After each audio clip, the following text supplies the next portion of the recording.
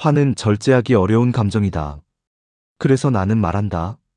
화는 다스려야 할 대상이 아니라 애초에 떨쳐내야 할 감정이라고. 그러나 이것이 화를 무조건 참아야 한다는 뜻은 아니다. 화를 떨쳐낸다는 것은 억압하는 것과 다르다. 억압된 감정은 언젠가 더 큰 폭발로 돌아온다. 그러나 떨쳐낸 감정은 애초에 뿌리를 내리지 못한다. 화를 떨쳐내는 것은 감정을 인정하되 그것에 지배당하지 않는 것이다. 화가 올라오는 것을 느끼면서도 그것을 키우지 않고 흘려보내는 것이다. 이것은 수동적인 체념이 아니라 능동적인 선택이다. 화를 떨쳐내는 첫걸음은 화가 시작되는 바로 그 순간을 알아차리는 것이다. 가슴이 뛰고 호흡이 거칠어지며 목소리가 높아지려는 그 찰나를 감지해야 한다.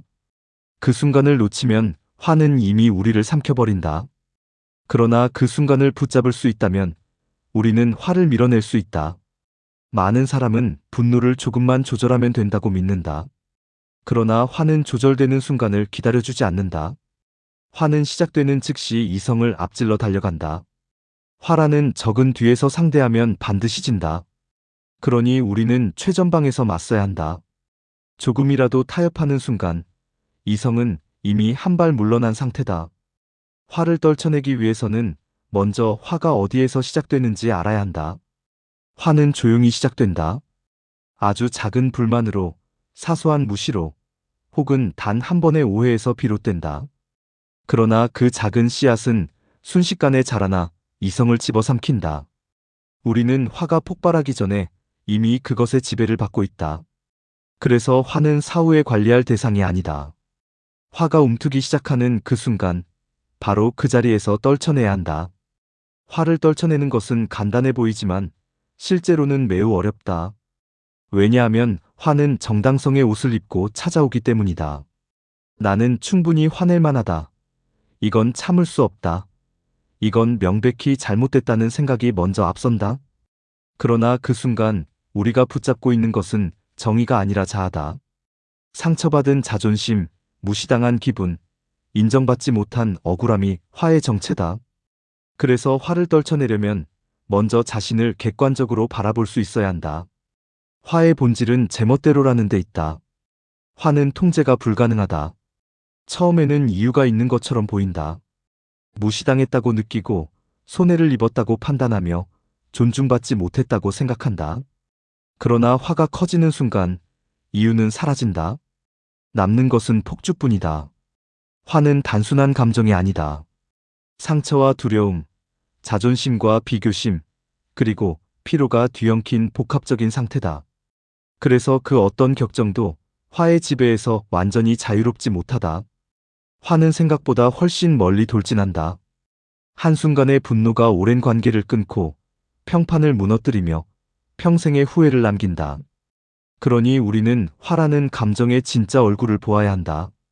화는 강해 보이지만 실은 가장 나약한 감정이다. 스스로를 지키지 못하는 사람이 마지막으로 내지르는 비명에 가깝다. 이 사실을 알게 되면 화는 더 이상 당당하지 않다.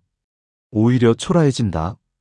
그러므로 화는 애초에 떨쳐내야 할 대상이다. 화를 다스리려 하지 말고 처음부터 가까이 두지 말아야 한다. 화가 당신의 안으로 들어오는 순간 당신은 이미 화의 영역 안에 있다. 그 경계를 지키는 것이 이성을 지키는 첫 번째 방법이다. 그렇다면 우리는 어떻게 살아야 하는가? 먼저 시간을 벌어야 한다.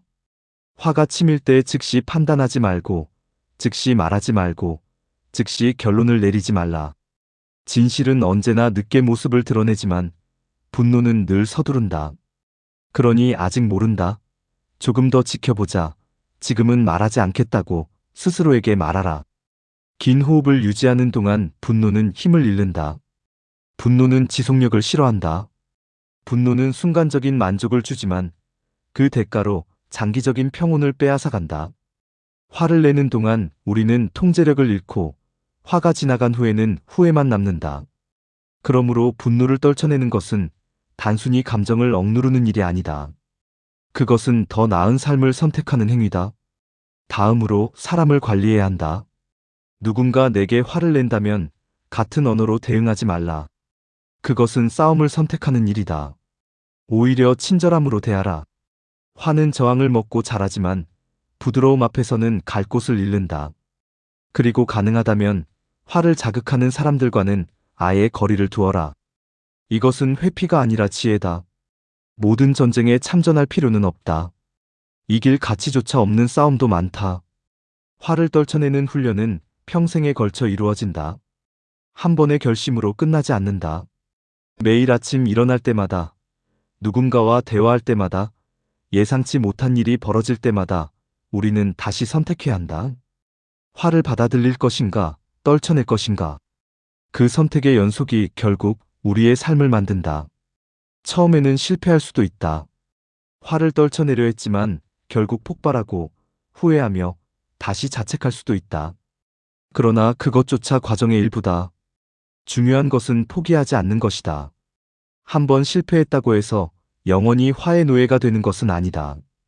다음번에 조금 더 빨리 알아차리고 조금 더 빨리 멈추면 된다. 또 하나 중요한 것은 몸과 삶의 상태다. 몸과 마음이 지치면 사람은 쉽게 상처받는다. 피로한 영혼은 사소한 말에도 무너진다. 잠을 줄이고 과로하며 늘 불안 속에 살면 분노는 문턱도 넘지 않고 들어온다. 그러니 삶을 단순하게 하라. 욕심을 줄이고 일정을 덜어내고 자신을 혹사시키지 말라. 건강한 몸은 건강한 마음의 토대이며 건강한 마음은 분노로부터 스스로를 지킬 수 있는 힘이 된다. 충분히 쉬고 적당히 움직이며 균형 잡힌 삶을 유지하라. 그렇게 할 때 우리는 비로소 화라는 감정에 휘둘리지 않는 내면의 여유를 가질 수 있다. 그리고 반드시 인내를 훈련해야 한다. 손해를 입을 수도 있고 경멸을 당할 수도 있으며 억울한 상황은 누구에게나 온다. 그러나 모든 모욕에 반응할 필요는 없다. 그 어떠한 타격에도 미동하지 않는 사람은 패배자가 아니다. 가장 자유로운 사람이다.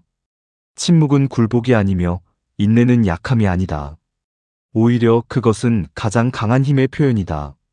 화를 떨쳐낼 수 있는 사람만이 진정으로 자신을 통제할 수 있다. 그리고 자신을 통제하는 사람은 어떤 상황에서도 흔들리지 않는다.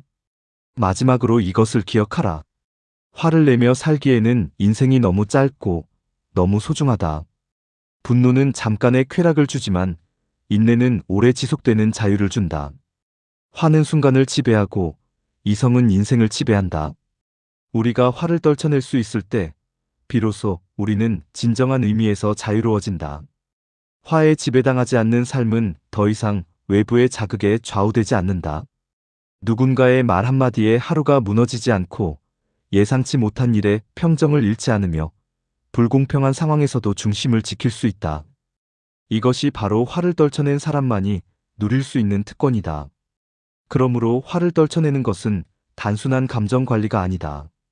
그것은 삶의 주도권을 되찾는 일이며 스스로를 존중하는 방식이고 진정한 강함을 증명하는 길이다. 오늘도 화낼 이유는 많다. 그러나 화를 선택해야 할 이유는 없다. 화를 떨쳐내는 것은 결코 쉬운 일이 아니지만 불가능한 일도 아니다. 나는 이것을 평생 연습했고 지금도 연습 중이다. 화는 이길 수 있다. 단, 처음부터 맞설 용기가 있다면. 화를 떨쳐내는 삶은 고요함 속에서 진정한 힘을 발견하는 여정이다. 그 힘은 폭발하지 않고도 단단하며 소리치지 않고도 강력하다. 이것이 바로 내가 평생 추구해온 자유의 본질이다.